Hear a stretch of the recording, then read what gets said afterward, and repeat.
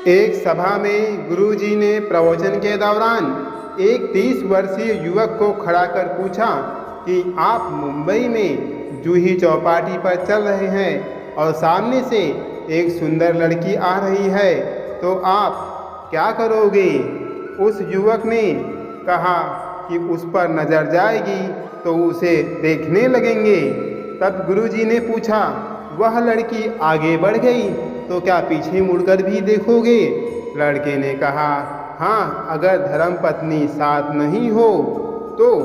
सभा में सभी हंस पड़े और गुरुजी ने फिर पूछा, जरा यह बताओ, वह सुंदर चेहरा आपको कब तक याद रहेगा?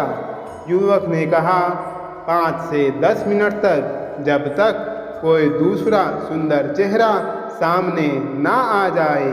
गुरुजी ने उस युवक से कहा, अब जरा कल्पना कीजिए कि आप जयपुर से मुंबई जा रहे हैं और मैंने आपको एक पुस्तकों का पैकेट देते हुए कहा कि मुंबई में अमुक महानुभाव के यहाँ यह पैकेट पहुँचा देना।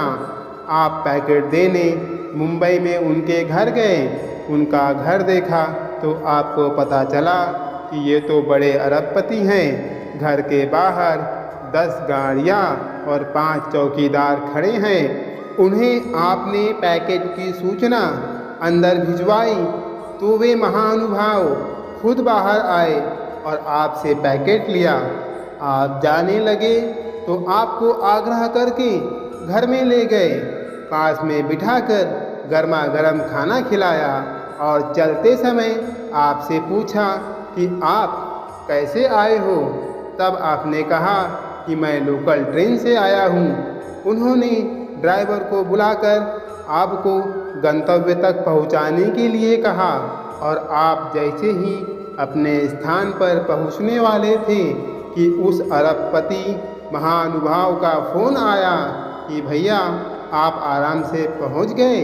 अब आप बताइए कि आपको वे महानुभाव कब तक याद रहेंगे?